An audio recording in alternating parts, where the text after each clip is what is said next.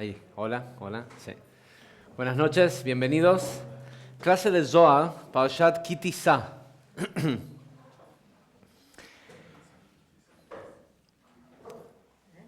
Esta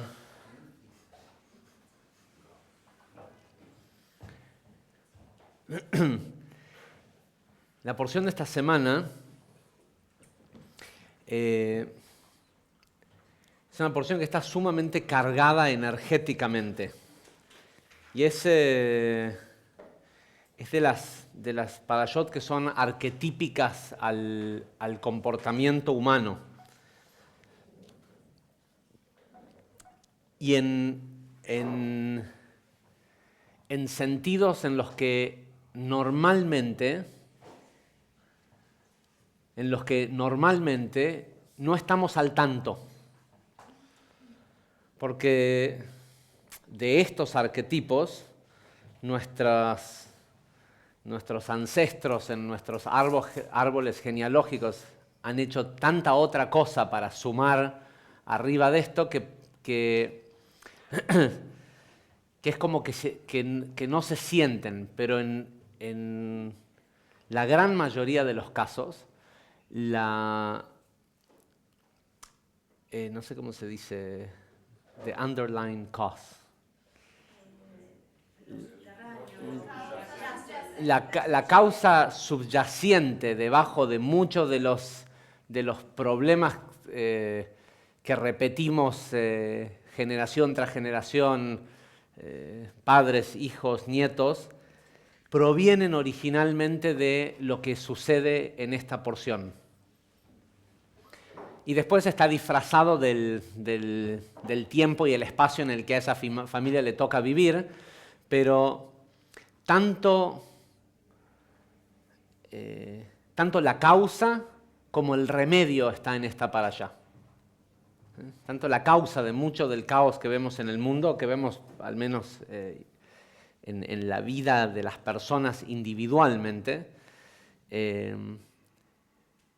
tiene mucho que ver con esta porción y la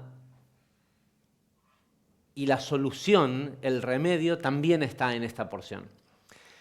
Y como es lógico, al menos para aquellos que estudian Kabbalah, la respuesta siempre está antes de la pregunta. ¿Sí?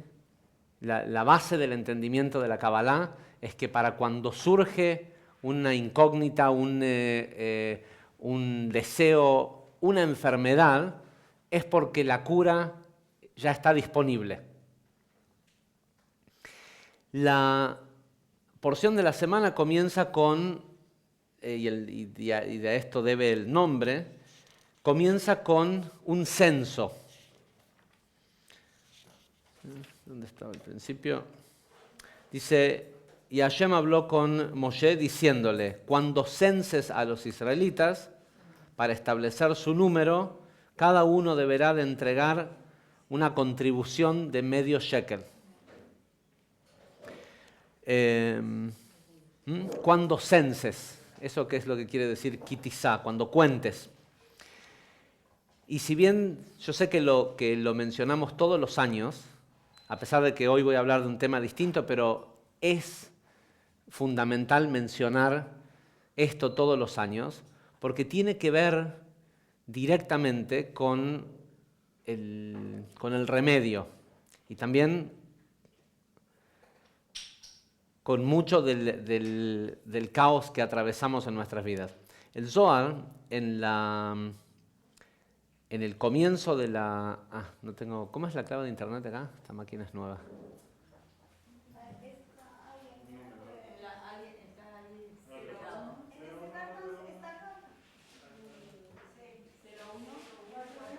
¿Pero de qué...?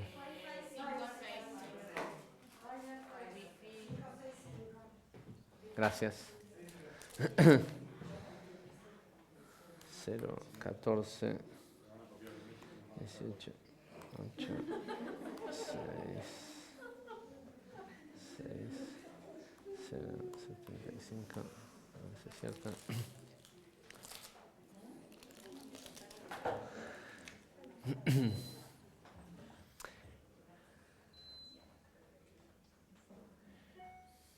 en el comienzo de la porción del Zohar de esta semana, comienza diciendo lo siguiente. Bueno, cuenta una pequeña historia de que estaban algunos de los alumnos de Rabbi Shimon caminando, yendo desde Tiberia hasta Tzipori, otro lugar.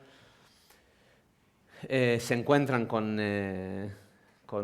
un par de personas y deciden acompañarlos para conversar. Y es muy interesante, vale la pena, lo dije así de pasada, pero no es menor. En la conversación de cómo el Zohar explica que Rabbi Aja, Rabbi Abba y Rabbi Yossi estaban viajando y vieron al hijo de Rabbi Shimon Bar Yochai, a Rabbi Elazar, y decidieron reunirse con él para en el camino poder hablar algo de Torah o de, lo que es de los secretos de la Torah.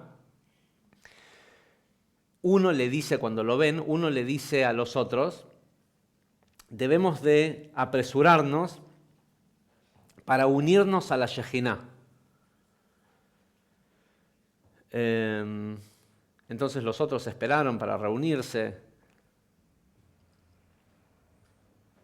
Dice, puesto que es sabido que los ojos de Hashem están más que nada enfocados en los justos y sus oídos están abiertos a lo que ellos piden.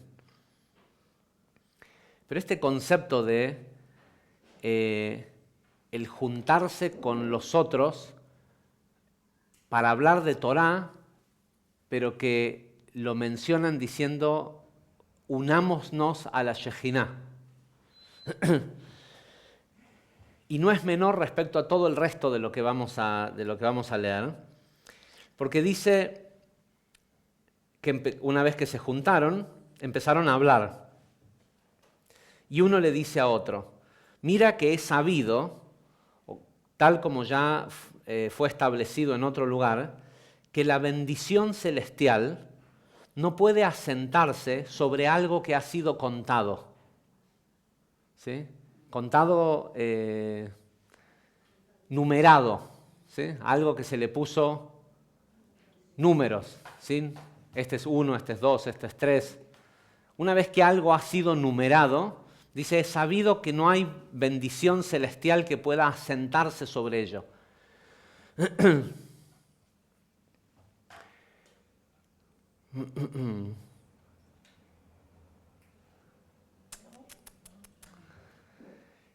Dice, y si preguntas cómo es que Israel sí fue contado, porque hubo un censo,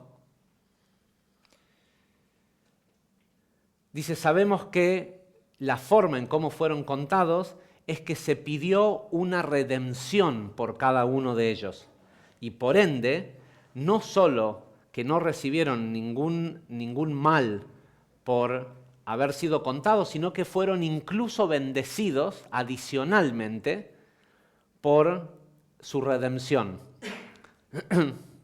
Cuando el Creador le dice a Moisés que cuente a la gente, le dice que se pare en la puerta de las tiendas de cada familia y que le diga a la gente que está adentro. Uno podría decir, bueno, para no invadir la privacidad o lo que sea, pero un censo, normalmente cuando nos censan, vienen, golpean, abren, uno deja pasar a quien viene a censar y te hacen una encuesta, ¿sí? ¿Cuánta gente vive? ¿Cuánto gana? Esto, lo otro. Acá Moisés se paraba en la puerta y les decía, tráiganme medio shekel de plata por cada persona, por cada hombre de entre 20 y 60 años que esté en su familia. ¿Sí? Y él no se cercioraba de ver si la cantidad de monedas que le traían equivalía a la cantidad de gente que estaba presente. De hecho, no importaba que sea accurate, que sea preciso, porque lo que estaban queriendo contar era cuánta gente iba a traer medio shekel. ¿Sí? ¿Cuánta gente decía, si quieren saber cuánta gente hay en este pueblo, cuéntenme a mí también? ¿Sí? Entonces, al final lo que hicieron fue contar los medios shekels, multiplicar por 2 la cantidad de dinero que habían juntado, ¿sí? Que eran 300.000 medios shekels, y llegaron a la conclusión de que habían 600.000 hombres de entre 20 y 60 años de edad. Y no eran 600.005 ni 594.595, ¿sí? Eran 600.000. Es decir, que habían juntado 300.000 monedas. Perdón, habían juntado 600.000 monedas, pero el de medio... ¿Cómo? No, eran 300.000 shekels, ¿sí? En 600.000 monedas.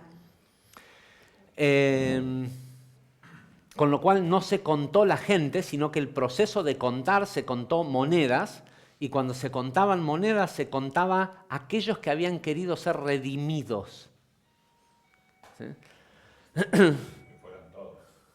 ¿Cómo? Que fueran todos. ¿Qué quiere decir todos? Que... No eran todos, no se sabe cuántos había. Hubieron 600.000 personas que dijeron cuenten conmigo. ¿Sí? Es como... ¿sí? Es como que hubiera una votación y no fuera como en Argentina, que es obligatorio votar. ¿Sí?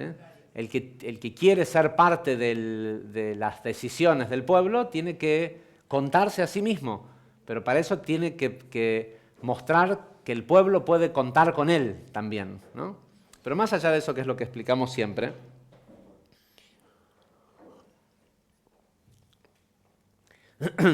me quiero enfocar en el hecho de esta idea de que algo que se cuenta, que fue numerado. Literalmente la palabra que utiliza la Torá, que dice el Zohar acá, es cuando algo fue numerado, no puede haber bendición celestial que se asiente sobre eso.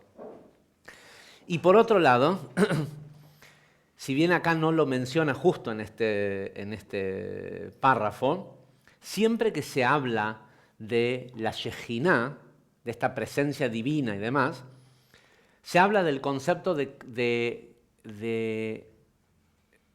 crear un espacio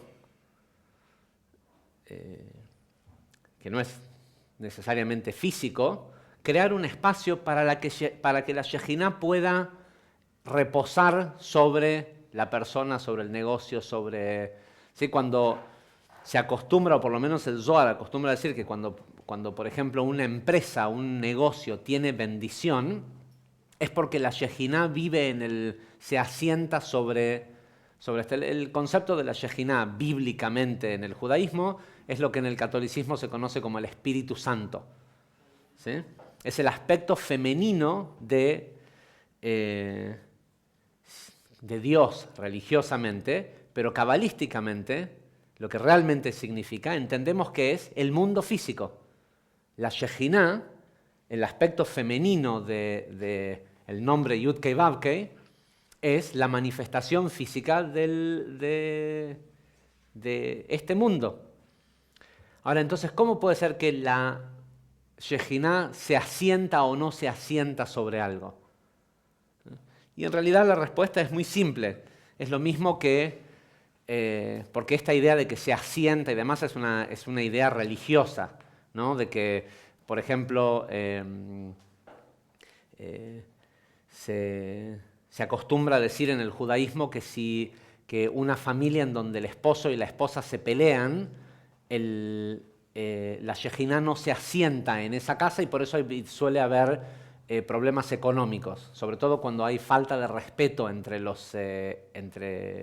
esposo y la esposa, entre los miembros de la familia. Y la excusa es... hay incluso hasta algunos cuentos jasídicos que dicen, de la misma forma que cuando uno entra a un restaurante, hay una pequeña historia que es muy famosa del Baal Shem Tov, que dice que entra a un restaurante y sale del restaurante a una posada y le dice a sus alumnos que no se van a quedar a comer ahí en este lugar. Entonces le preguntan por qué, si hacía tanto tiempo que veníamos viajando, y seguramente los tipos tendrían hambre. Y él le dice, no, porque la Shejinah no está en este lugar. Le dice, ¿cómo sabes que no está? Le pregunta a alguno de los alumnos. Y él le dice, claramente no puede estar porque los dueños del restaurante se estaban peleando. Entonces, de la misma forma que uno entra a un lugar y ves que la gente que te está haciendo de comer se está peleando, entonces uno dice, no, yo no quiero comer de esa energía. ¿Sí? Lo mismo dice que le pasa a la Shejinah. Esto es un concepto como religioso, ¿no? Que ve cómo se lleva la gente y entra o no a la posada, ¿sí? La divina presencia. Y en realidad la Shejinah es todo lo que existe físicamente en este mundo es la manifestación física de Dios. Pero de la misma forma que religiosamente nos hicieron creer que después del pecado de Adán, y el pecado de Adán tiene mucho que ver con esta parashá, que después del pecado de Adán, Dios lo expulsó a Adán del paraíso. El Zohar dice claramente que lo que ocurrió fue que Adán expulsó a Dios del mundo. ¿Sí? Que el pecado de Adán hizo que Adán no pueda ver más a Dios en el mundo. El que se exilió respecto a la realidad de este mundo, que es, en este mundo no hay nadie más importante que nosotros. No hay un Dios superior a nosotros. Porque en este mundo Dios no puede mover el libro. ¿Sí? Si tiene deseo de moverlo, que seguramente tenía, por eso me hizo usar este ejemplo, yo lo puedo mover por él. Por eso es tan común que vemos en los profetas que Dios le habla a los profetas y les dice, tú, hijo del hombre, ve y habla y profetiza y haz tal y tal cosa. ¿Por qué? Porque Dios no lo puede hacer. Porque hizo un pacto con nosotros de que no se mete en este mundo. Por eso es la gran estúpida pérdida de tiempo de la gente que le ruega cosas a Dios.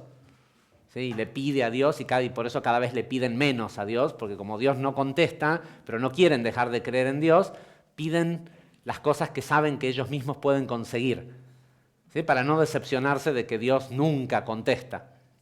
Si Dios contestara, nadie iría a trabajar, la gente iría a la iglesia todos los días en lugar de ir a trabajar, pediría, mandame un salario a fin de mes. ¿Sí?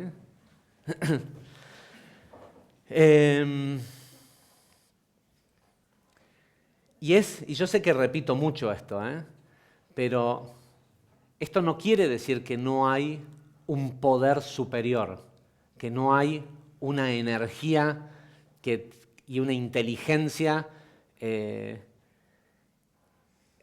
es superior a mí. Pero es superior a mí porque es la suma de todos los mí.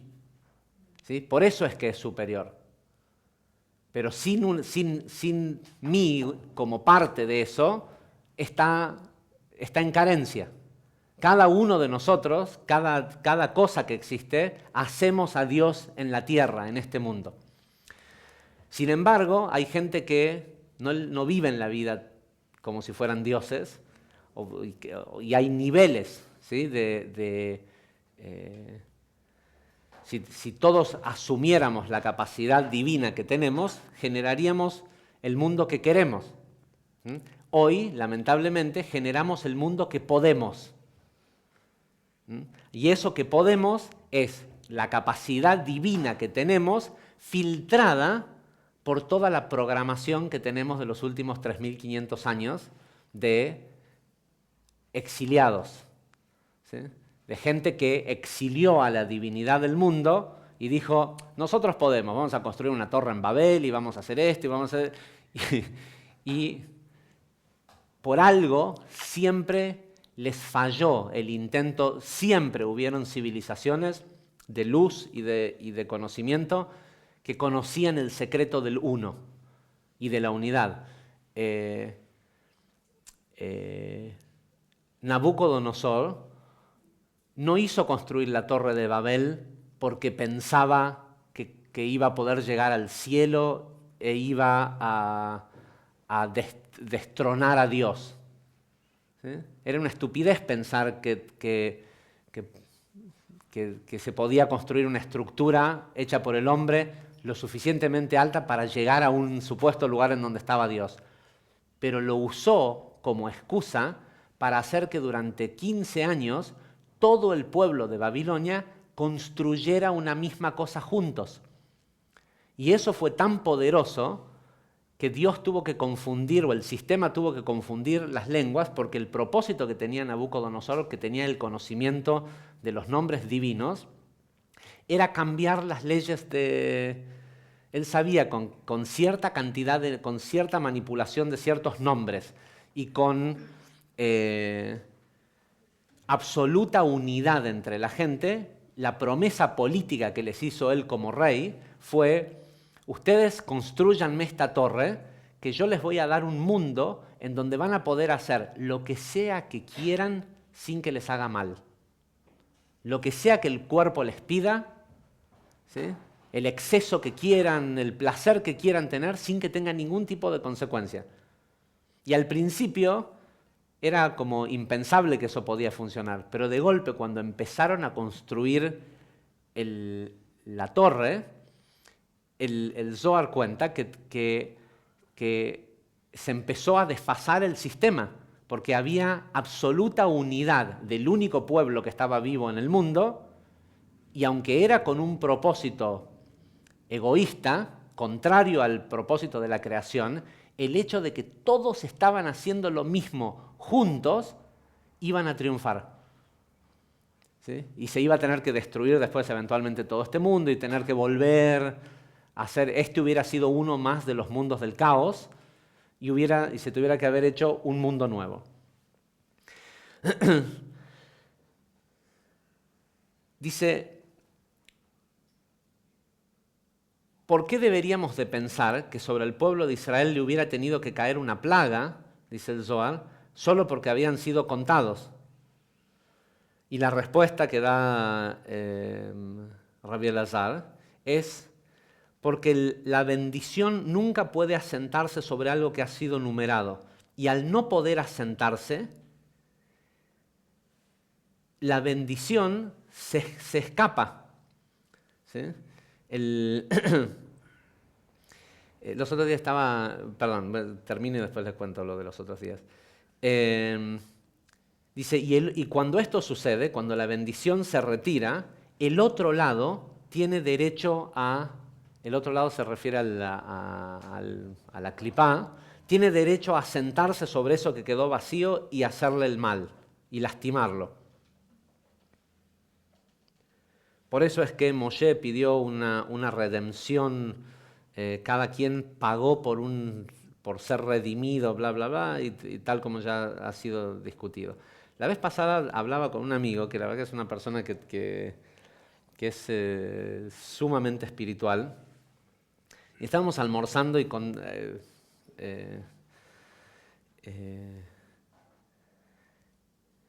divagando sobre algunas ideas a futuro para hacer con Kabbalah aplicada y con lo que enseñamos. Y me dice, ¿no es una estupidez que tengamos nombres? ¿Sí? ¿No es una cosa realmente estúpida que tengamos nombres que hagan que nos separemos? O sea, ¿no es un elemento más de la separación? ¿Sí? Porque no es, dice, que nos ponemos el nombre que se nos ocurre y decimos, bueno, me quiero llamar... ¿Sí? ¿Cuál sería el problema? No, tiene que ser el nombre que alguien ya se puso y un nombre... ¿Sí? Y parece una estupidez, pero ¿por qué no pudiéramos reconocer a alguien por cómo se siente esa persona? ¿Por qué tiene que tener un nombre? ¿Y por qué tiene que tener un número de documento? ¿Y por qué tenemos que vivir en un sistema en donde prima la separación? ¿Sí? ¿Cómo? El vocabulario separa. El vocabulario también separa. De hecho, separa el vocabulario dentro de un mismo idioma. ¿Sí? Uno piensa que puede hablar de repente con los chicos que están en la calle y uno les habla y uno ve que te miran y y uno se pregunta si te entienden o no. Y la verdad es que no hablan el mismo idioma que hablamos nosotros. Una persona que maneja un vocabulario de 200 palabras, si no utilizás algunas de las palabras dentro de ese vocabulario de 200 palabras, no te va a entender. ¿Sí?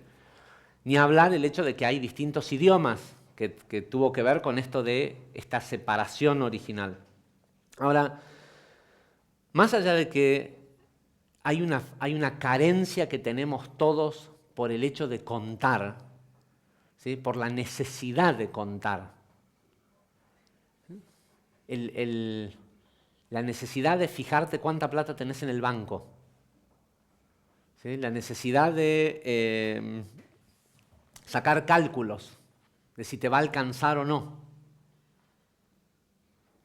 Es terrible, yo sé que, sé que es muy difícil, pero una gran cantidad de la falta de certeza en el sistema pasa por el cálculo, por hacer cálculos, ¿sí? Por sacar cálculos. Es como la gente que dice, o sea, sacar un cálculo es la diferencia entre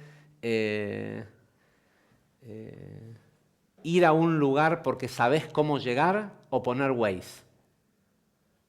No, pero yo sé cómo llegar. No voy a dejar que una máquina me diga cómo ir a donde yo quiero ir. Bueno, esa máquina hoy es una inteligencia superior. ¿Sí? Está bien, fue hecha por hombres, ¿sí? Pero tiene una inteligencia superior. ¿Por qué? Porque tiene una capacidad predictiva y la capacidad de ver lo que está pasando en todos los lugares del camino por donde vos pensás ir, que vos no tenés. ¿Sí? Uno sabe que este es el camino más corto, pero no sabe si hay un accidente allá adelante o no.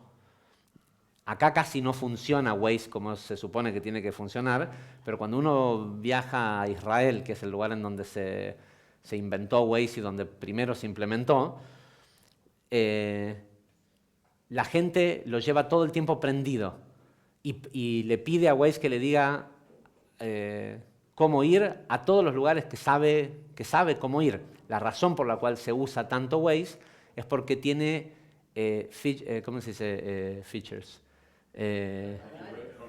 Tiene características de seguridad que de repente acá no parecen tan importantes, pero que en Israel son sumamente importantes. ¿Sí?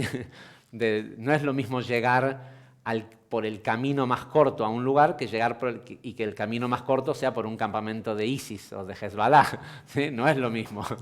Entonces hay una serie de parámetros, entonces la gente lo usa mucho. Y como la gente lo usa mucho, es decir, hay una unidad creada alrededor de algo tan tonto como una aplicación, la aplicación sabe cuánto tránsito va a haber en un lugar más tarde, porque sabe a cuántos autos mandó a ir por ese mismo lugar y llega un momento en que empieza a mandar a otros autos por otro camino, que no parecen lógicos, pero dentro de 15 minutos van a ser los caminos más rápidos.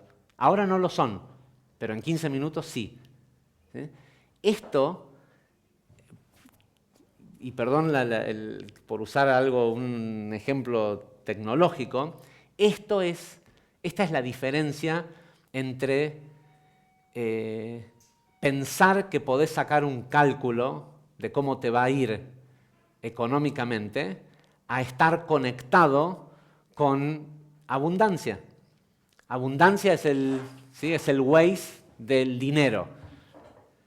¿Sí? Por ahí ahora no parece que está tan bien, pero pero es predictivo, sabe lo que va a pasar después de todo, porque todo este mundo es predictible, absolutamente, porque las leyes de causa y efecto son perfectas y son siempre iguales.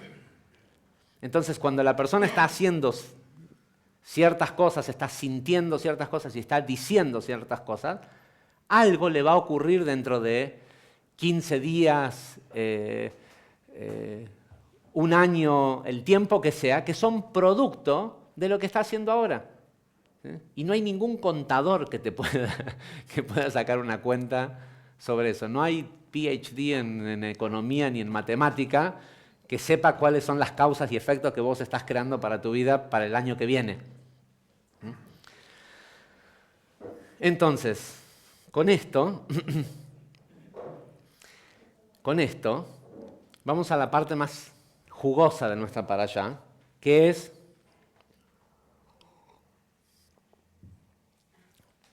el error que cometemos siempre, o que hemos cometido muchas veces, pero Besat Hashem ya lo vamos a dejar de hacer.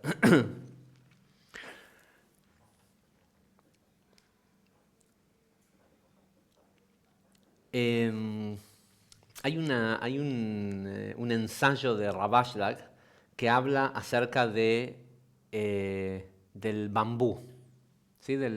Las cañas de bambú. Las cañas de bambú, cuando aparece ¿cómo se llama?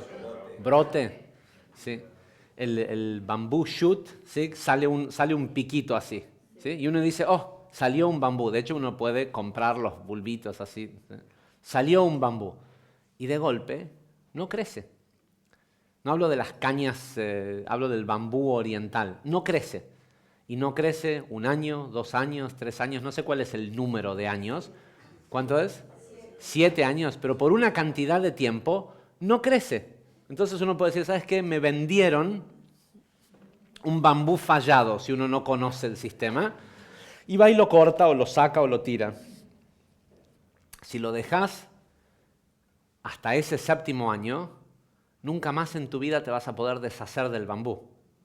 Porque va a crecer en 1 año lo que no creció en 7, pero todo ese tiempo se estuvo desparramando bajo tierra y es imposible de sacar. ¿Alguna vez alguno de ustedes plantó bambú y después decidió que no le gustaba más el bambú? Tenés que mudar de casa. Sí, el bambú no le importa que a vos no te guste más, no hay forma de sacarlo, ¿sí? Porque todo ese tiempo que no está creciendo está creando un network, ¿sí? Una red de pequeños bambús que de golpe van a salir todos juntos. Pero el que no sabe piensa que falló. O el que compra un árbol de naranjas, lo planta, da naranjas y los primeros 2 años saca las naranjas, las prueba y dice, me vendieron un árbol de naranjas que da naranjas amargas. ¿Sí? Porque toma una cantidad de años hasta que las naranjas sean dulces, a menos que esa naranja no sea un árbol real, sino que sea un injerto de una rama vieja de un árbol puesta en uno chiquito. Después del episodio de la entrega de la Torá o de los 10 mandamientos en la porción de Yitro, Dios le dice a Moshe, ahora vas a subir a la montaña durante 40 días y 40 noches y vas a traer un par de... le mostró a donde había una mina de zafiros y le dijo, vas a cortar 2 tablas de zafiro y las vas a traer cuando subas a la montaña. Más allá no es parte no aparece en el Zohar de esta semana, pero es muy interesante. No sé si saben que durante 39 días Dios le enseñaba la Torá a Moshe y Moshe todos los días se la olvidaba. ¿Sí? Sí, no podía recordar y tenía una ansiedad que lo mataba de que se iban a acabar los 40 días. Y cuando por fin en el 40º día se precipita el conocimiento y está en el éxtasis de que entendió, la razón por la cual no lo podía entender era porque todavía no había descendido. ¿Sí? El conocimiento siempre viene de Olam Atzilut y hay 40 niveles hay 10 sefirot en Atzilut, 10 sefirot en Briah, 10 en Yetzirah y 10 en Malhut. Entonces, hasta que no pasan 40 días y 40 noches, no termina de precipitarse. Cuando el tipo está en la felicidad de que ahora entiende, no es una cuestión de acordarse la Torah, es entender todo cómo funciona el sistema, Dios le dice, no te pongas tan contento, mira para abajo lo que está haciendo el pueblo ahí abajo en el campamento. ¿Qué estaban haciendo? Un becerro de oro. Esta es la famosa parashá del becerro de oro. Y el becerro de oro fue construido 6 horas antes de tiempo. ¿Sí? Igual que Adán. Cuando Adán exilió a Dios del mundo, fue porque no pudo esperar 6 horas para tener relaciones sexuales con Javá.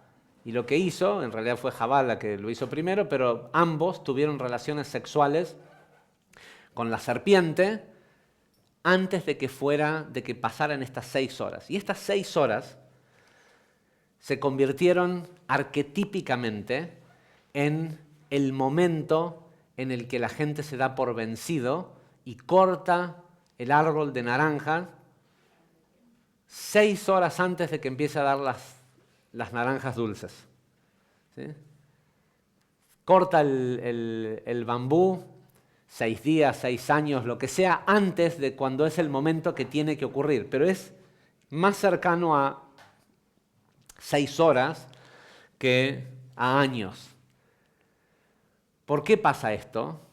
Los que tomaron el curso intermedio lo saben. Cuando la luz llega a Yesod, que es la sexta sefirá de Zeir Anpin, ¿sí? Yesod está hecha de 6, Zeir Anpin está hecha de 6 sefirot, no de 10 como los otros mundos, y el nivel 6 es Yesod. Cuando la luz llega a Yesod, rebota. ¿Sí? ¿Para qué rebota? Para chequear si antes de que se manifieste físicamente, si sigue siendo coherente con el pensamiento original. Es decir, la gente, nos encanta que nos hayan elegido para darnos la Torá. Bueno, 6 horas antes de que pudiera llegar de que pudiera terminar de precipitarse esa energía, debe ser probada. ¿Sí? Ahora, no es una cuestión de 6 horas. No es el tema. Se habla de 6 horas porque son 6 horas dentro del sexto día, porque el día cuando Adán cometió el pecado original fue en el sexto día de la creación, 6 horas antes, supuestamente 6 horas, faltando 6 horas para Shabbat, es decir, para el momento de manifestación. ¿Qué quiere decir faltando 6 horas? Es faltando entereza emocional. En el momento en el que uno siente que es el momento de me doy por vencido, es una muy buena señal. Es porque la luz llegó a Hod. ¿Sí? Y antes de que pueda descender, ahora hace falta succión. ¿Se acuerdan cómo es ¿sí? La luz? Y ojo, Hod Shebehod, ¿sí? Hod de Hod, se siente igual que Malhut de Malhut. Por eso, la Torá fue dada en Malhut de Malhut, ¿sí? Después de el 49º día de la cuenta del Omer, y Rabbi Shimon Bar Yochai dejó el mundo en Hod Shebehod, en el día 33 del Omer, y dice claramente que deja el mundo ese día porque es un mini Shavuot. ¿Por qué? Porque la energía de Hod Shebehod es muy parecida a la de Malhut de Malhut. ¿Por qué? Porque Malhut de Malhut es donde termina, donde se manifiesta físicamente. Pero Hod Shebehod es el lugar en donde se termina la luz. Y ahora hay que ver si quien la solicitó tiene la fuerza o no de manifestarlo. Y la forma, cuando la persona viene en un proyecto, en una pareja, en la salud, en lo que sea, y de golpe siente la caída y dice, no, ¿sabes qué? No sirvió de nada todo esto que hice. Cuando te viene esa sensación de que no sirvió de nada, lo que te está diciendo esa emoción es, comienzan las 6 horas. ¿Qué vas a hacer? ¿Te vas a rendir? ¿Sí? ¿O vas a precipitar? Pero ahora no tenés ayuda de nadie, no hay ningún Dios a quien pedirle, estás solo. Porque de esto se trata ver si seguís siendo niño o si sos hombre. Si tenés la fortaleza de crear o no. Y en cualquiera de los dos casos, lo que va a terminar sucediendo es que la persona va a ser totalmente distinta después de ese proceso. La mayoría de la gente del mundo va de fracaso en fracaso, incluso cuando creen que tuvieron éxito. Es decir, dejan algo exitoso que podría ser muchísimo más exitoso en el momento en el que les da miedo. ¿Sí? ¿Qué quiere decir les da miedo? De que no va a terminar bien o de lo que sea. Les da miedo porque sienten que no tienen suficiente amor para dar. El miedo solo puede aparecer cuando hay amor, cuando no hay amor, ¿sí? Entonces, es muy común, sobre todo en las relaciones de pareja, que cuando la persona siente que eso que tienen está tan bueno que requiere de alguien que esté a la altura de poder dar ese amor, la persona dice, ¿sabes qué? Me conviene sabotearlo ahora y quedarme con que fue bueno mientras duró, que probarme a mí mismo no capaz de no estar a la altura. ¿Sí? Y pasa con los negocios, pasa con lo creativo, pasa con un montón de cosas que la gente se embala y cuando llega la verdadera hora de probar si es, no si te va bien, porque lo que pasa es que tenemos esta mala suerte de que hay tanto caos y tanto fracaso en el mundo que es fácil medirse a uno mismo con el otro y decir, me va bien. ¿Sí? La pregunta no es si te va bien en comparación a los demás. La pregunta es, ¿eso que tenés, eso que precipitaste, es igual de grandioso y de poderoso como lo veías en tu mente cuando te lo imaginaste? ¿Sí? Si no, es porque todavía falta. El Ari lo dice claramente, la única razón por la cual la gente se siente como se siente cuando se enamora de una persona es porque esas sensaciones para mostrarle es un... tengo... foreshadowing, se dice. Es un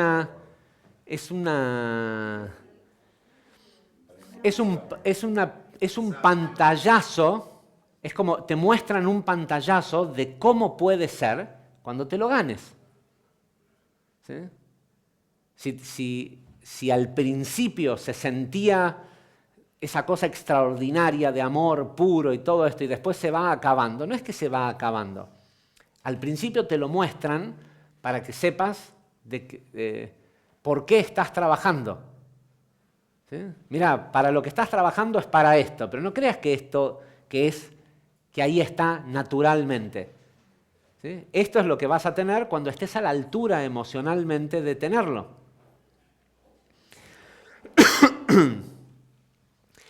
Y nos guste o no nos guste, es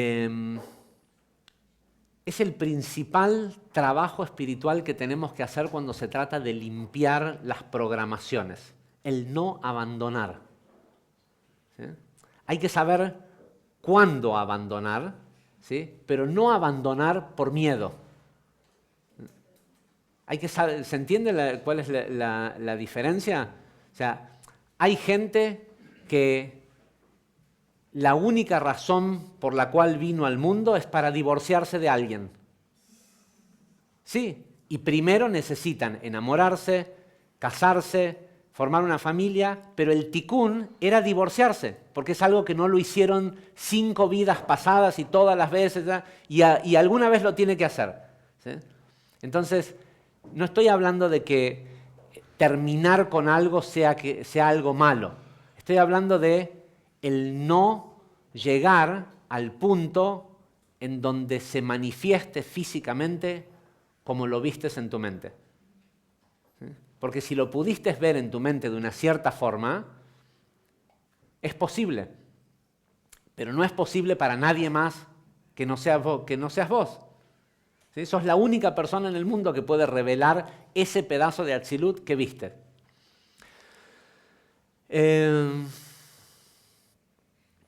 Ahora bien, hay una cosa que es muy interesante respecto al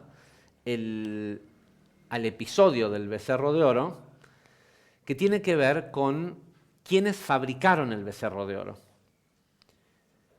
Porque en el pecado original de Adán, la primera división de almas ocurrió por el pecado original de Adán. ¿Sí?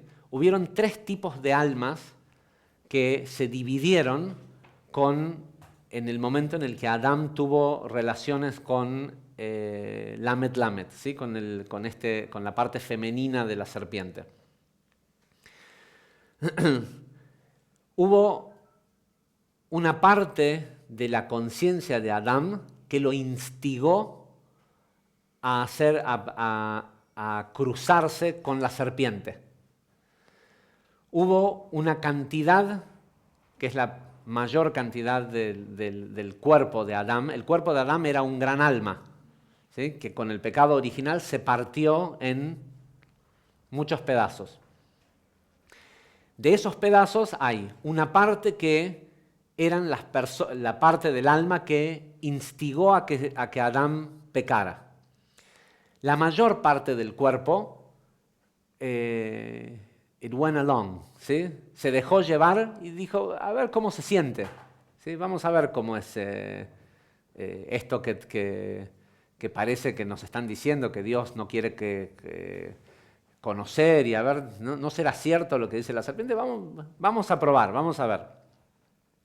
Y hay un pequeño grupo de almas que cuando se dio cuenta que Adán iba a pecar, se desencarnaron de él y se fueron. Ese pequeño grupo de almas son lo que hoy se conoce como almas nuevas, ¿sí? Nosotros somos una generación que tiene mucha suerte, porque más allá de que puede haber entre nosotros gente que son almas nuevas, la gran mayoría hay una gran cantidad de jóvenes en el mundo hoy que son almas nuevas. Y hay una cosa que hay que entender de estas almas nuevas, es que ellos no traen el pecado de Adán, con lo cual no tienen por qué hacer tikún sobre eso. No tienen necesidad de hacer corrección sobre eso. Por eso son generalmente almas a las que ni siquiera la espiritualidad les importa. ¿Sí? Muchos de los jóvenes son especiales, pero no te podés sentar a enseñarles espiritualidad. No es para ellos. ¿Sí? Ellos no necesitan corregir esa parte de la emoción porque nunca siquiera participaron de eso. Después estamos todos nosotros, que somos los que dijimos, a ver, probemos, a ver de qué se trata tener relaciones con la serpiente. Y evidentemente no nos pareció que era tan malo, porque lo seguimos haciendo por muchísimo tiempo. Y después está la parte instigadora, que fue un grupo muy pequeño, es una parte muy pequeña del alma de Adán, que solo regresan al mundo para ejercer determinados juicios y ni siquiera son considerados humanos. Por ejemplo, el señor de Alemania de la Segunda Guerra, ¿sí? De acuerdo a Ravashlag, no era un humano, no tenía el mismo tipo de alma que tenemos nosotros. Era una entidad que venía solo a ejecutar un juicio sobre el mundo. ¿Sí? Son como ayudantes del ángel de la muerte. Ese es el trabajo que tienen hasta que el ángel de la muerte sea corregido y esas almas también sean corregidas juntos con él. Ahora, en el episodio del becerro de oro, ocurrió algo parecido. La mayoría de los Erev Rav, estas multitudes mixtas que habían salido con Moshe de Egipto, fueron los instigadores. La mayoría del pueblo acompañó para ver, porque como estaba buena la orgía que estaban haciendo pues no sé si saben que el becerro de oro no fue solo... O sea, las particularidades del becerro ya lo hemos explicado muchas veces, no es que estos tipos eran tontos. El becerro de oro hablaba, profetizaba, de hecho tenía encarnada en él el alma de uno de los magos más el alma de Labán estaba encarnado en el becerro. Y quienes lo encarnaron fueron sus descendientes, que sabían que hay una época en el año en la que no comemos carne porque hay una tendencia a la transmigración de almas negativas desde los mundos del caos hacia... Sí, la razón por la cual no acostumbramos a no comer carne entre el 17 de Tamuz y el día 9 de Av tiene que ver con que hay una apertura en esa época en la que el proceso de transmigración de almas permite encarnar fácilmente lo que sea en animales. ¿Sí? Entonces, estos tipos eran muy sabios, eran los magos de Egipto, no eran principiantes. Utilizaron el poder del sumo sacerdote, recolectaron el oro, y el gran error que hizo Aarón es que en lugar los tipos vinieron con Aarón haciéndose los tontos a decirles, bueno, Moshe evidentemente murió, porque ya pasaron 40 días y 40 noches y no bajó. Entonces Aarón le dice, no, son 40 días y 40 noches desde el momento que llegó a la cima de la montaña. ¿Sí? No, de hecho así era como cuando dicen, el momento que desapareció en la nube, desde ahí hay que contar. ¿Sí? Esta es la razón por la cual después, la segunda vez que subió, entre Rosh Hodesh Elul y Yom Kippur, tocamos el shofar todos los días, porque la segunda vez Moshe dijo, esperen, vamos a hacer así, para que no tengan confusión, cada día se va a contar desde un sonido al siguiente sonido del shofar. ¿Sí? Entonces, por eso durante 40 días tocamos todos los días el shofar. ¿Sí? Porque las segundas tablas descendieron en Yom Kippur y Moshe subió a la montaña el día primero de Elul. Entonces, Aarón lo que les dice, Aarón sabía que faltaban pocas horas, les dice, no se preocupen, si Moshe murió, yo les fabrico otro Dios que lo reemplace.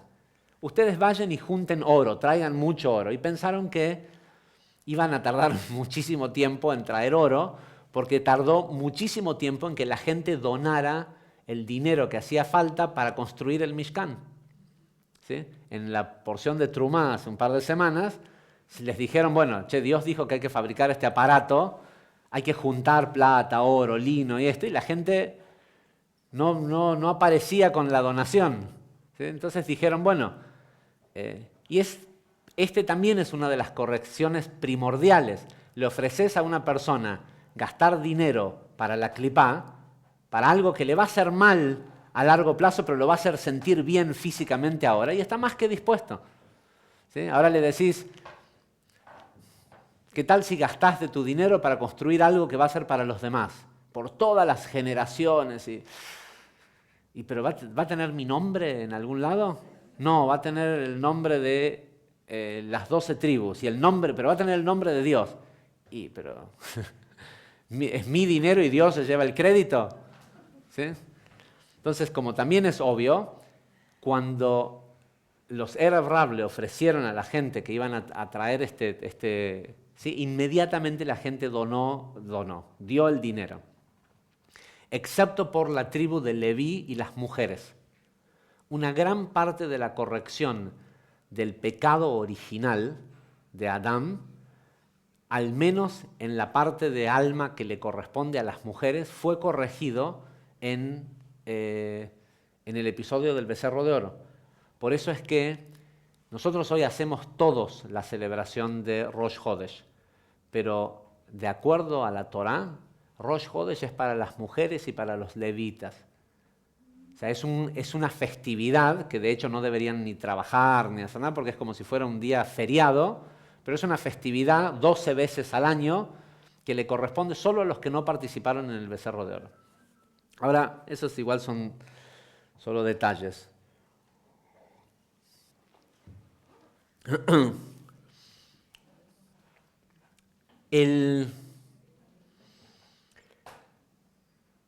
Lo interesante de esto es lo siguiente.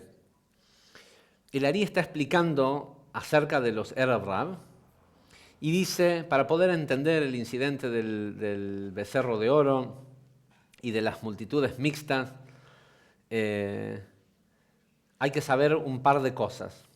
Dice, por un lado ya les informé en algún otro lugar, en la explicación que di sobre, y hubo un nuevo rey que se levantó sobre Egipto, ahí explicamos la idea de las multitudes mixtas. De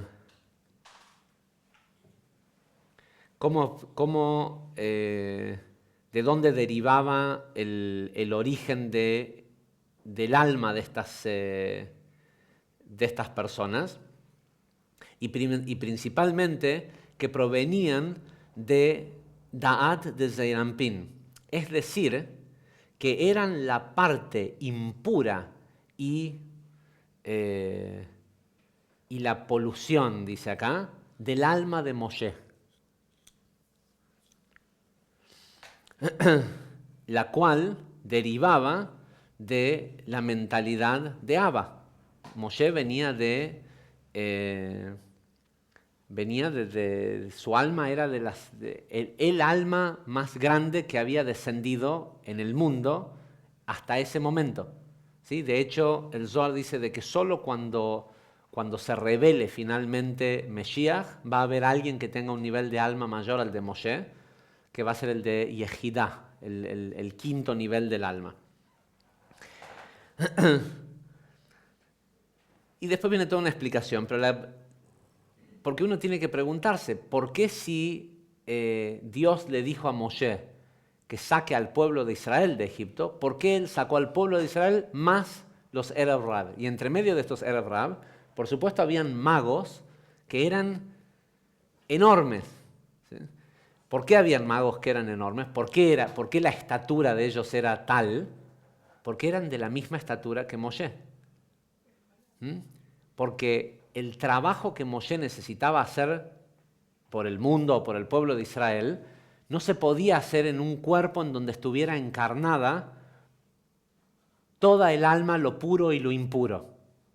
Entonces lo que hizo y esto es algo, lo explicamos en las clases de reencarnación, que el alma es una cosa totalmente mutable, que de hecho mientras uno está vivo, uno puede adquirir más partes de alma, deshacerse de partes de alma y esas partes de alma son transferidas a otra persona. Puede hasta ocurrir, el Ari explica que puede hasta ocurrir que el alma gemela de una persona, porque lo que la persona que busca su alma gemela, no está buscando su cuerpo gemelo. El alma gemela de una persona puede en vida transferirse al cuerpo de otra persona. Si de repente la persona tiene el mérito de encontrar a su alma gemela y estuvo casado, no sé, 50 años con una persona y no se va a separar por la razón que sea, puede suceder que el alma gemela de la persona encarne en la persona que es hoy su esposa, porque seguramente igual la esposa viene de la misma raíz de alma. Cuando las almas vienen de las mismas, porque aparte no hay tantas raíces de almas, hoy hay 7.500 millones de habitantes en el mundo, pero hay solo 600.000 raíces de alma. ¿Sí? Entonces, de estas raíces de alma, hay de hecho vidas paralelas que ocurren en muchos lugares del mundo en donde está ocurriendo lo mismo, viendo qué grupo qué árbol hace el trabajo primero. Acá hay un trabajo, una corrección que se viene a hacer que está dividido en esta cantidad de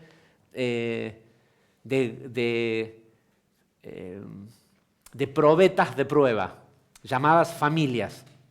¿Sí? En el momento en el que alguien hace la corrección de esa raíz de alma, la hace para todos los que pertenecen a esa raíz.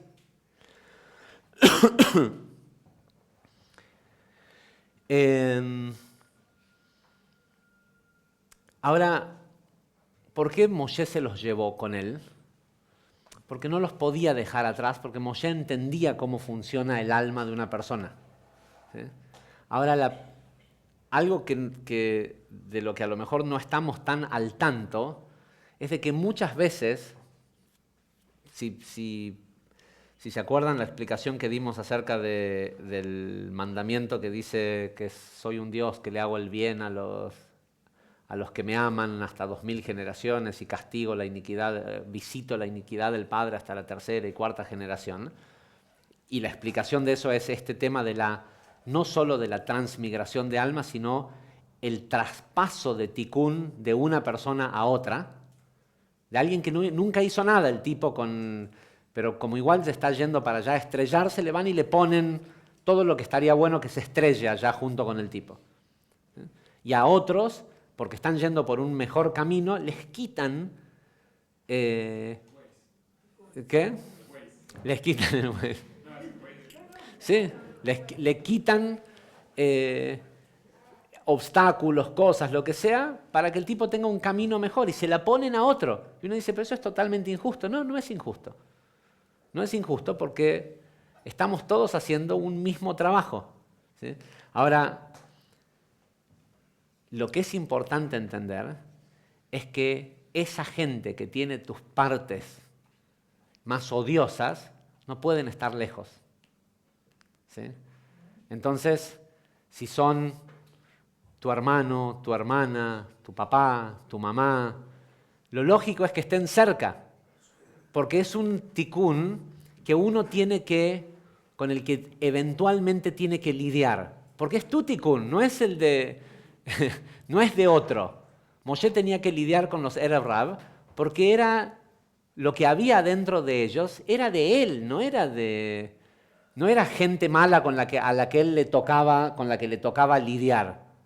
Era él mismo, y él se daba cuenta que era él mismo, pero sabía que mientras tuviera un propósito divino y estuviera en el camino correcto, él no tenía que experimentarlo en su propio cuerpo. ¿Sí? Porque estaba siendo preservado para que hiciera este trabajo monumental que era sacar a este pueblo de la mentalidad de la esclavitud. Y de hecho, propiciar uno de los cambios más grandes que existió en la historia del mundo, que fue el conocimiento de la Torá para los pueblos. Ahora, ¿cómo se trata o cómo se hace para que no te afecte? O sea, porque no podés deshacer. Hay gente de la que uno no puede deshacerse por el simple hecho de que son uno mismo. ¿Sí? Y mientras uno siente que el otro es el enemigo, está contando. ¿Sí? Mientras uno está separándose del otro y viéndolo como el que me hace esto, el que me hizo o el que es así conmigo o lo que sea, está separándose, y al separarse no hay forma. Olvídate de ellos. Lo que uno busca en la vida, esa bendición, lo que sea, no puede asentarse sobre uno, está exiliada de uno, mientras uno se siente separado de todo el mundo. Porque sobre todo con la gente con la que uno menos se lleva, es con la que más cuentas saca, ¿no? Es con lo que uno saca cuentas de lo que me debe, lo que...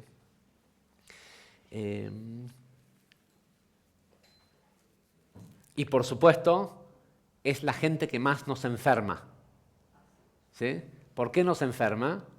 Porque son cosas que son nuestras, no son... ¿sí? Si uno pudiera entender esto, porque yo decidí hacer tal y tal cosa que al sistema le parece que es importante, me están despojando de ciertas cosas y se las están poniendo a otros, ese otro no es mi enemigo, ese tipo es mi pobre víctima. ¿Sí? Si uno se pudiera ver realmente cuántas de las personas que nos causan fricción o problemas en nuestra vida, son en realidad una parte nuestra que nosotros tenemos que corregir, que al pobre tipo le toca ser el portador de eso. Solo porque a mí me creyeron de que voy por buen camino.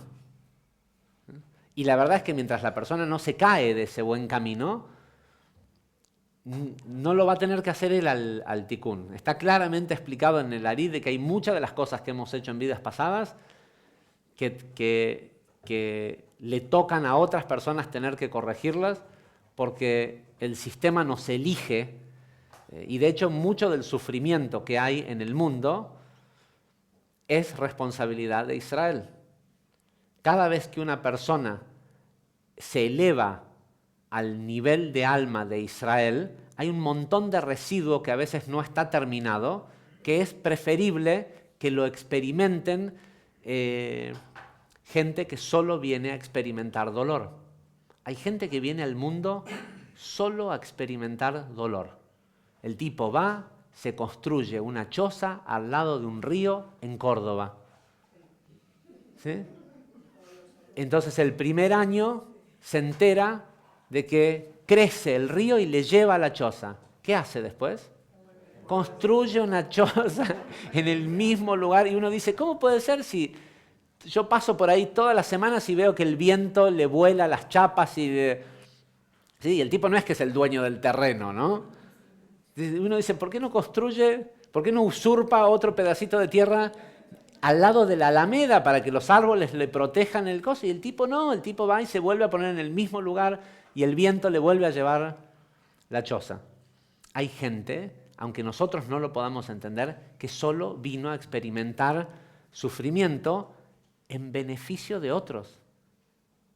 ¿Sí? Y nosotros nos creemos tan superiores, y es nuestra, si te toca verlo, eso pasa en el 90% de la población del mundo está en esa situación, pero nosotros no lo vemos a todos, pero hay algunos que sí vemos, ¿sí? Y algunos que los ves toda la vida cuando pasás manejando por la misma autopista, o no les pasa que hay cierto pordiosero que te lo encontrás en muchos lugares distintos y otros que no. Nunca, el más notable es el señor de la bolsa de Palermo. ¿No conocen al hombre de la bolsa? Uno que está todo vestido de bolsas de basura. ¿Sí? Que los que vivimos en Palermo, todos lo hemos visto. Pero lo ves en 1000 lugares distintos, pero es fácil darse cuenta porque el señor está todo vestido de bolsas de residuo. Ok. Entonces, ¿cómo uno puede lidiar con eso? ¿Y cuál es el antídoto contra el no rendirse? Porque al final, lo terrible es que para el tipo que toda la vida se la pasa armando, y vive bien, sí, pero armando un gran proyecto económico que al final no termina dándose, o se casa 6 veces con 6 mujeres de las cuales se enamoró perdidamente y te puede decir que nadie como él cree en el matrimonio porque se casó 6 veces, ¿no? O se compone de una cosa y se enferma de otra cosa, y se compone de eso y se enferma de otra, pero vive bien, no es uno de esas personas en el costado del camino que se le vuelan las chapas todas las semanas. Es lo mismo. ¿Sí? Está stuck in a moment.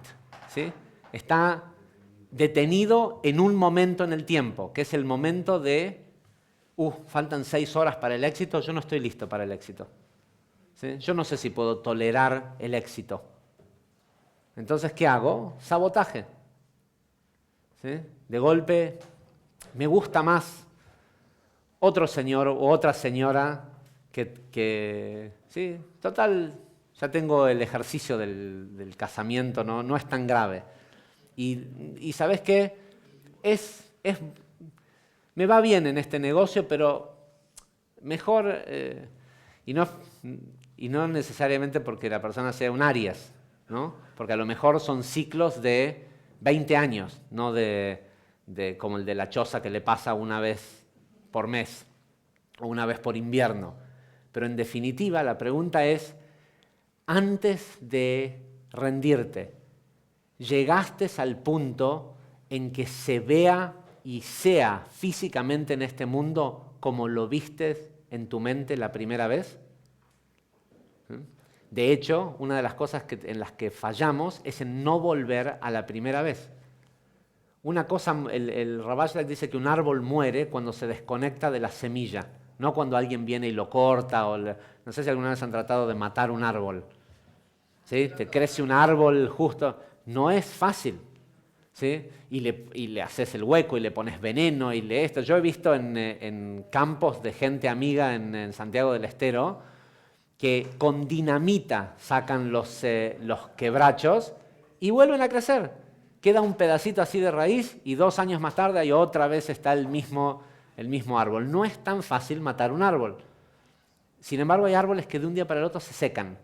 Ravashdak dice que un árbol se muere cuando se desconecta de la semilla. ¿Por qué? Porque la semilla es una energía que es la información de lo que tiene que llegar a ser.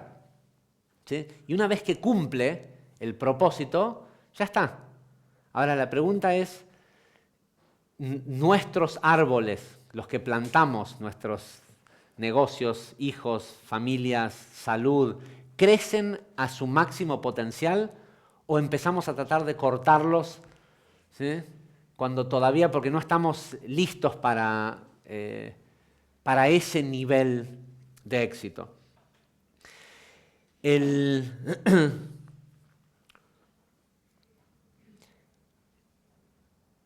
La clave de esto es, primero que nada, saber que el sistema está hecho para hacernos caer.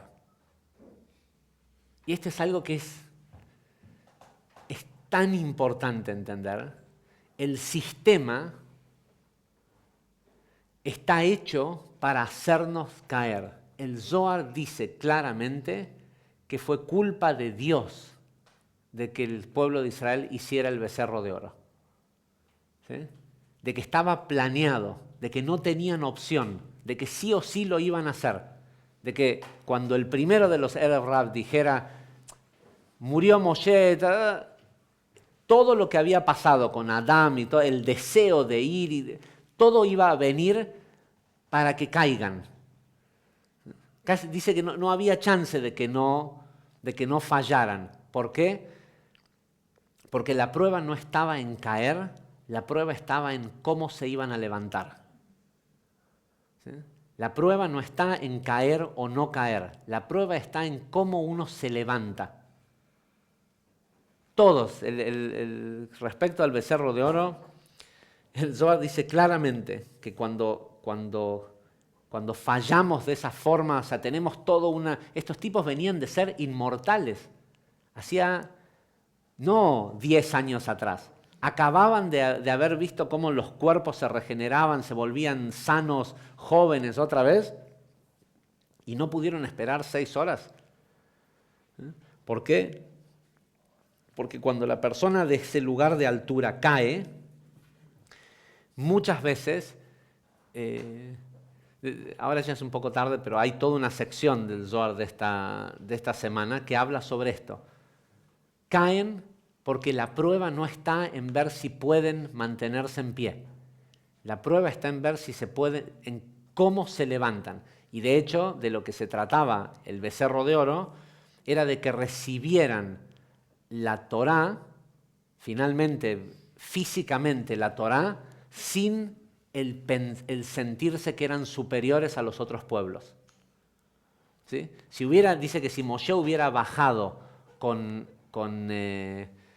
las tablas y no hubiera habido becerro de oro, estos tipos hubieran vuelto a ser como los reyes de los mundos del caos, a tratar de usar su supremacía en detrimento del resto de la humanidad.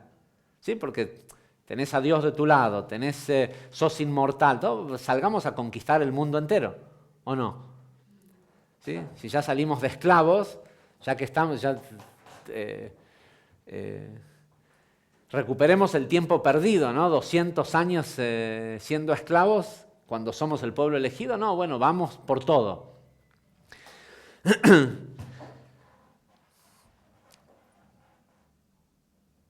Esta porción, al principio dije que la porción contiene no solo los peores arquetipos que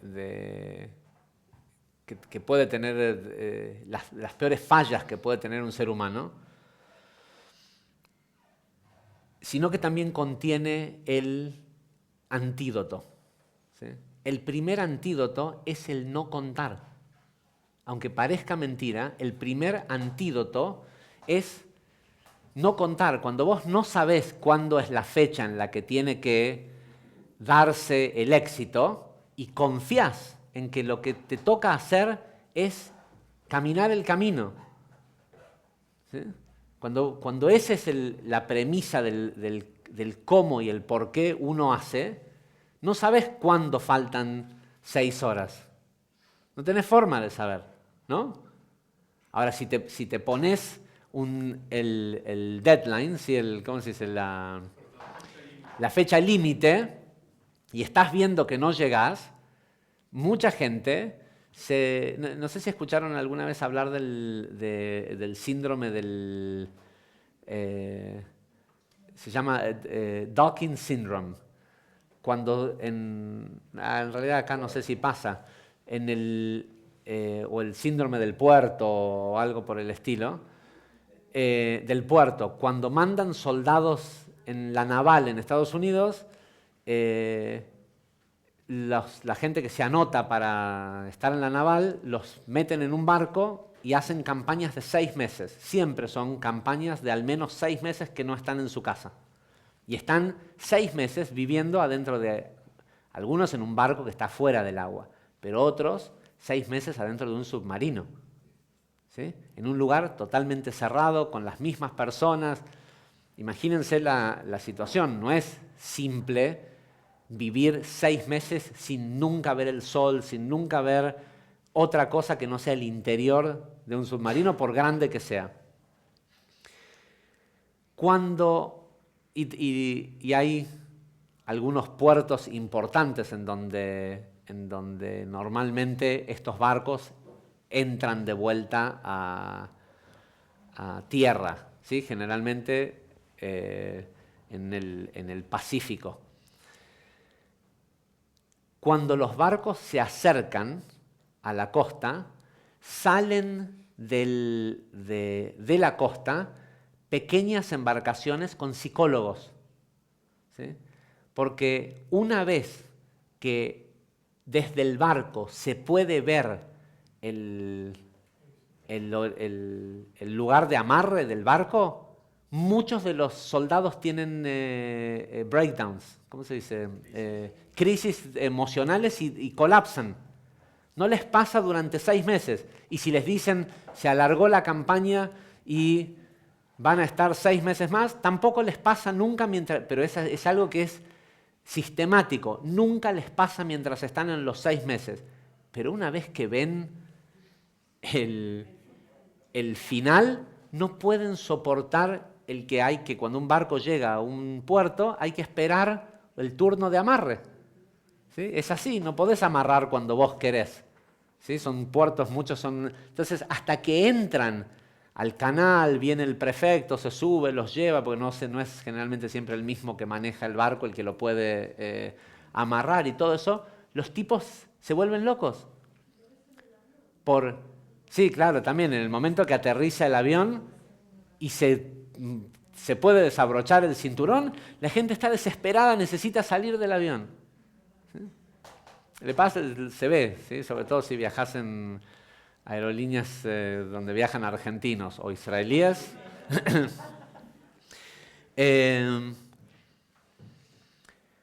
Entonces, una es no llevar cuentas. Y yo sé que no es fácil, ¿eh?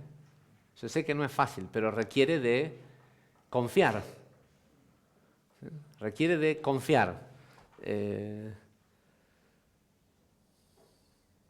Ya si buscan han habido otras clases de Kitizá donde toda la clase fue acerca del no contar y cómo se hace para no contar. No lo voy a hacer, no lo voy a explicar de vuelta ahora. Dos cosas aparecen en esta porción que son el antídoto contra esas personas que en realidad somos nosotros. ¿Sí? ¿Cómo hacer para que eso no te afecte? Porque ¿no les pasa que hay ciertas personas que ¿sí? Todo está bien con todos en la familia o con esto, otro, pero siempre hay una persona, un primo, un hermano, alguien que es la oveja negra de la familia, que ese solo le trae problemas a todos los demás y es algo que es difícil de deshacerse de eso? O vínculos que hay enfermizos en las familias en donde mucha gente cree que se resuelve matando al otro familiar, pero a muchos uno... No, brota igual, pero la gente que es honesta sabe que alguna vez ha pensado en ojalá que le pase algo, no por ir a matarlo uno, pero uno no estaría tan... uno no estaría tan contrariado si a esa persona le pasara algo. ¿Sí? Ok. El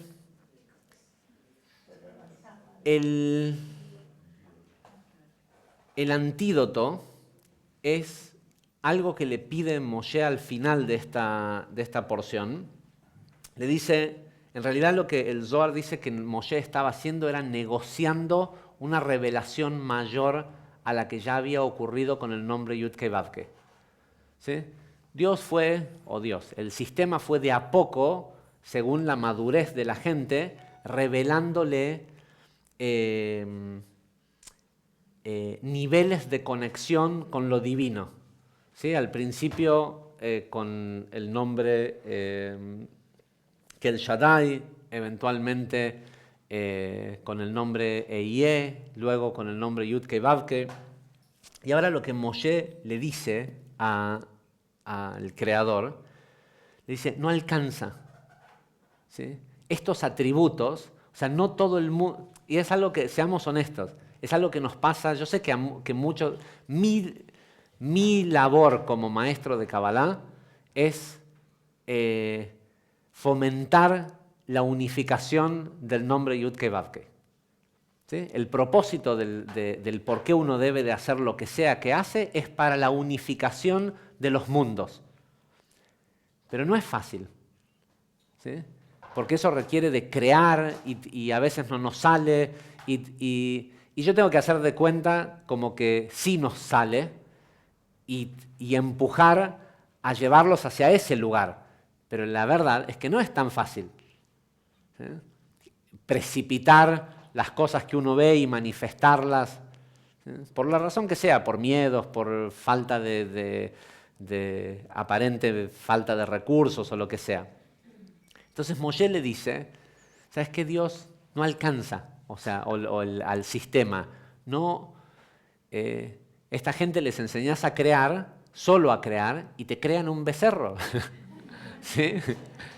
O sea, utilizan, porque a nosotros también nos pasa que utilizamos lo que sabemos del sistema para crearnos shortcuts, ¿cómo se dice? Atajos, en lugar de hacer lo que tenemos que hacer. Bueno, un poquito de clipá para endulzar un poco la vida, ¿no? Entonces Moshe lo que sucede en esta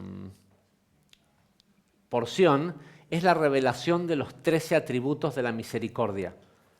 ¿Sí? Básicamente lo que Moshe le dice al Creador, le dice, mira, yo trato de llevar a esta gente a un buen camino, pero evidentemente no nos sale. ¿No será que no nos alcanza con lo que nos diste?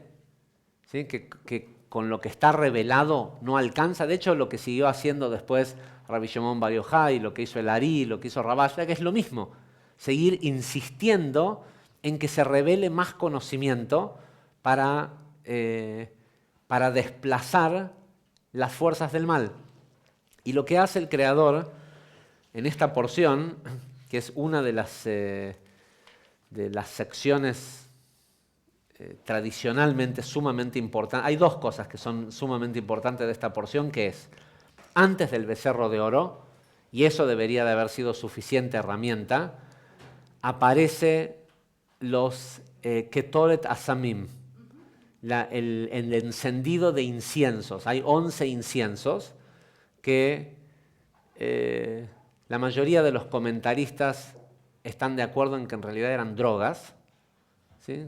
Pero que no se usaban sistemáticamente para que todo el pueblo se drogara, sino para que los sacerdotes, cuando les tocaba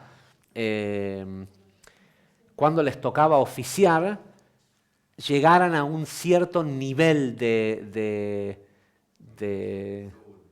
elevación que se lograba a través de una muy fina y precisa mezcla de 11 plantas distintas, ¿sí? Al punto de que se les dice de que tienen que tener cuidado en el cómo se mezcla, porque produce la muerte si están mal mezcladas, ¿sí? De hecho, hoy en día, la gente cuando lee, hoy uno lo que puede hacer es leer hasta 3 veces por día es una pequeña sección de la porción, pero se le pide a la gente que cuando los lee y lo dice en voz alta, cuente con los dedos para que no se vaya a olvidar alguno o para que no le sobre algo, para incluso decirlo, como si fuera peligroso decirlo incorrectamente, ¿sí? No mezclarlos apropiadamente.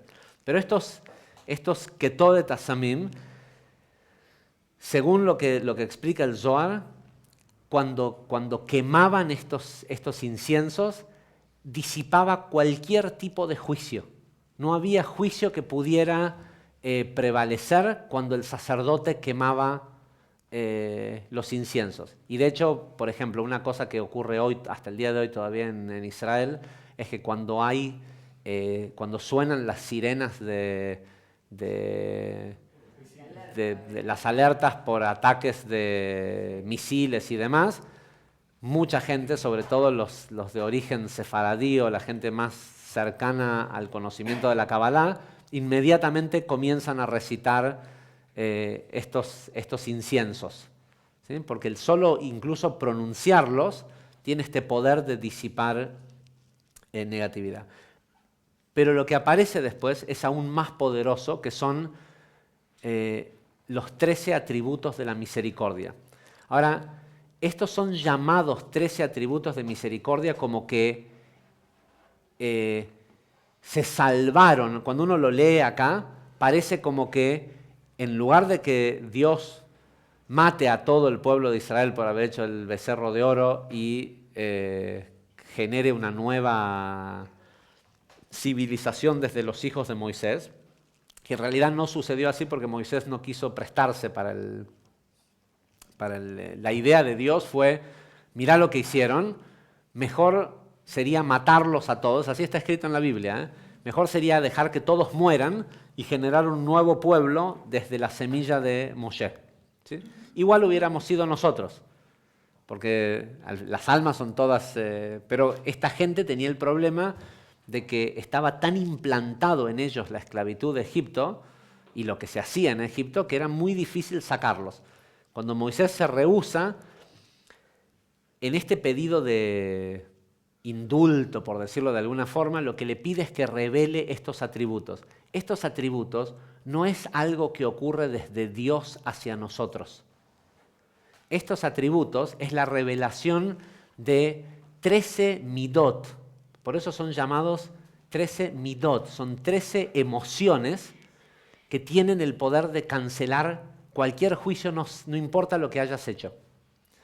Y con esto los leo y con esto terminamos.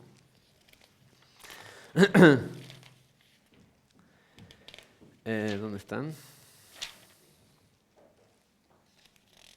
¿Eso es lo que aparece en el libro Tomer Débora,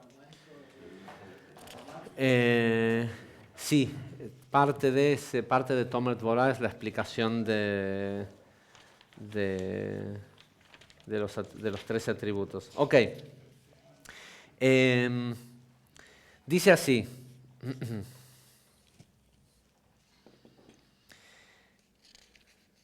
Dice, Hashem descendió en una nube y se paró ahí con él y proclamó.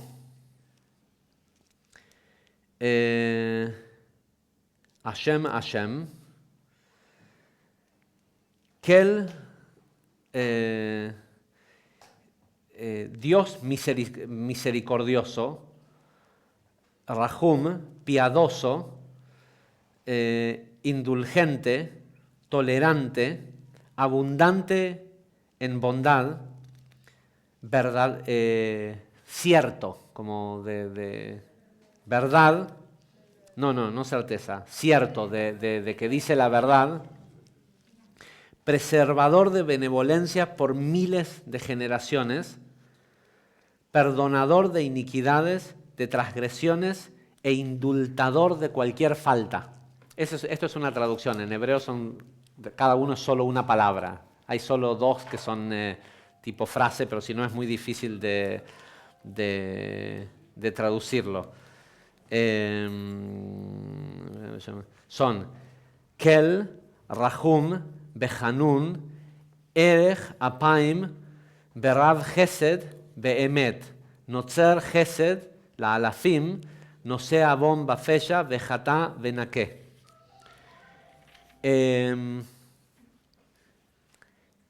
Y una cosa interesante es que en medio de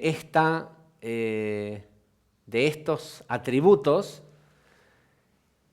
en Notzer Chesed la Alafim, hace el bien o es bondadoso por miles de generaciones, aparece una letra Nun grande. ¿Sí? Hay una letra Nun que es más grande que el resto de las letras de la Torá, y sabemos que la letra Nun representa caídas. ¿Sí? Y esta letra Nun, nos explica el Zohar, es un antídoto contra las caídas. ¿Qué quiere decir esto? No es que uno tiene que pedirle por los errores que comete a Dios o a lo que sea, como si es, ¿sí? Porque si no caemos dentro de esta idea de que uno le pide a Dios y Dios te perdona.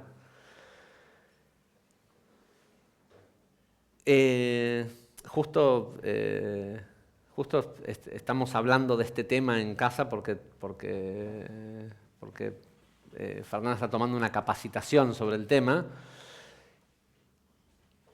Una de las cosas que más daño le hace a la salud de una persona es cuando la persona dice que perdona a alguien y en realidad no es cierto que lo perdonó. Porque mientras no lo perdona y lo insulta y despotriquea, ¿se dice? Despotrica contra la persona y esto y lo otro, por lo menos está sacando toda esa mierda que tiene adentro que le produjo lo que sea que es la situación que pasó con el otro. Pero cuando se hace el superado y lo perdona, ahora ya no puede seguir hablando mal del tipo. ¿Sí? Ya no puede seguir mostrando que en realidad lo odia, y lo que hace, se lo come y se carcome a él mismo por dentro solo porque no quiere la condena social de que dijo que lo perdona y en realidad lo odia. ¿Sí? Pero como ahora dijo que él es como Dios, ¿no? Que perdona. No. Estos 13 atributos, estas 13 midot, estos 13 atributos de la misericordia, tienen que ver con no algo que viene desde lo divino hacia nosotros, algo que uno debe aspirar de crear afinidad de forma para que lo divino se asiente sobre nosotros. ¿Sí? Y creo que no hay trabajo para el ser humano más difícil de hacer, trabajo espiritual más difícil de hacer que esto. ¿Sí?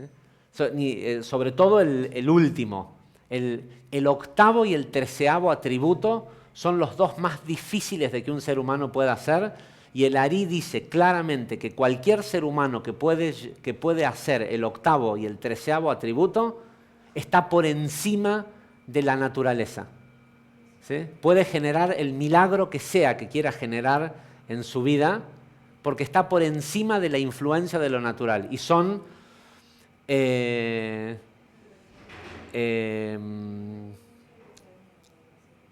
abundante, dar como un río, es lo que dice, como un torrente, ¿sí? Que cuando se trata de dar, cuando alguien viene y te pide, no fijarte en lo que te están pidiendo, sino en lo que la otra persona realmente necesita y dar mucho más de lo que te piden. ¿Sí? Es una de las cosas más difíciles de hacer porque a la gente ni siquiera le gusta que le pidan.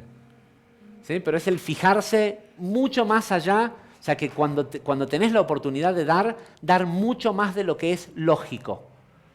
Y el último es indultar. ¿Sí? No es lo mismo que perdonar. Indultar es un indulto, cuando un reo recibe un indulto, es como si eso nunca hubiera sucedido. Vos no tenés ningún derecho de perdonar a nadie. ¿Quién pensamos que somos? ¿Qué somos? ¿Dios? ¿Sí? Uno no puede perdonar a otro. A la única persona que puede perdonar es a uno mismo, por haberse dejado engañar, por haber estado en la frecuencia de vibración para atraer a esa persona que te hizo daño. Uno solo puede perdonarse a uno mismo. El gran trabajo es entender que el otro no es ¿cómo se dice perpetrator? El otro no es un perpetrador. El otro es tu maestro. Entonces, ¿cómo le vas a reclamar a alguien porque te enseñe? ¿Sí? El otro es a vos. Si te toca de esa forma es porque por lo menos en ese área de la vida aprendés con dolor. Entonces, el que te trae dolor es tu maestro. Entonces, ¿cómo lo vas a perdonar por hacerte el bien? No, pero me hizo doler, No. Te dolió el ego, te dolió el cuerpo, te dolió todo lo que no es tu alma, que es quien realmente sos. ¿Sí? Si te dolió es porque hay ego. ¿Sí? Porque te creías que era imposible que alguien te pudiera hacer algo así con lo grandioso que sos. ¿Sí? Por eso te dolió. El otro es un maestro estamos hablando de las dos emociones que una persona puede tener que lo sacan de la naturaleza, ¿sí? Que lo sacan del ser animal y lo hacen un ángel. ¿Sí? El dar más allá de la lógica y el indultar. ¿Sí? Que no tiene nada que ver con perdonar. ¿Sí? No tiene nada que ver con perdonar. No somos, qué grandioso que nos perdonan, sino que entendemos que el otro no lo hizo en tu favor. Antes de terminar, que con esto ya terminamos, de hecho la clase ya terminó, pero me pidieron que les recuerde, sobre todo a la gente que está acá en Argentina, que les recuerde que lo que pasa es que no sé si está puesto en el wish list. ¿Vieron esa listita que está ahí? Una de las cosas que creo que se olvidaron de poner en el wish list es que les gustaría a la gente que maneja esta pequeña comunidad poder pagar el alquiler de este lugar todos los meses. ¿Sí? Y entonces parte del cómo se vino haciendo en los últimos 12 meses es porque había un grupo de gente quienes tomaron un compromiso en el nivel que cada quien pudo, algunos con 100 pesos, otros con 1000 pesos. Había no sé si saben, pero, o a lo mejor, no sé si no les llegó un mail. Ok. En el nivel que sea que ustedes creen que pueden contribuir, si les parece que existe este lugar es valioso, de la forma en cómo en los últimos 12 meses existió este lugar todos los meses, es porque muchos de ustedes tomaron el compromiso de dejar, no sé si 12 cheques o no sé cómo es que, no conozco bien cómo es ¿sí? Un compromiso mensual de aportar una cantidad fija para que este lugar físicamente exista. Y hay una forma en línea de cómo hacerlo con un débito automático y demás. Sabrán que nadie les cobró por venir a tomar esta clase, Entonces, de la forma en cómo se sostiene es con la voluntad de todos. Y entiendo que estamos en el, ¿sí? Eso es lo que ocurre, estamos en el momento, en el año en el que hay que renovar, ¿sí? Aquellos que sienten que vale la pena, no hay un monto que es el correcto. Y para expresarles a la gente del CAAL de Buenos Aires que quieren contribuir, escriben un mail a finanzas, toda una sola palabra, finanzas, CAAL, KAHAL, @gmail.com. Eso, nada más. Gente, muchísimas gracias. Hasta la semana que viene.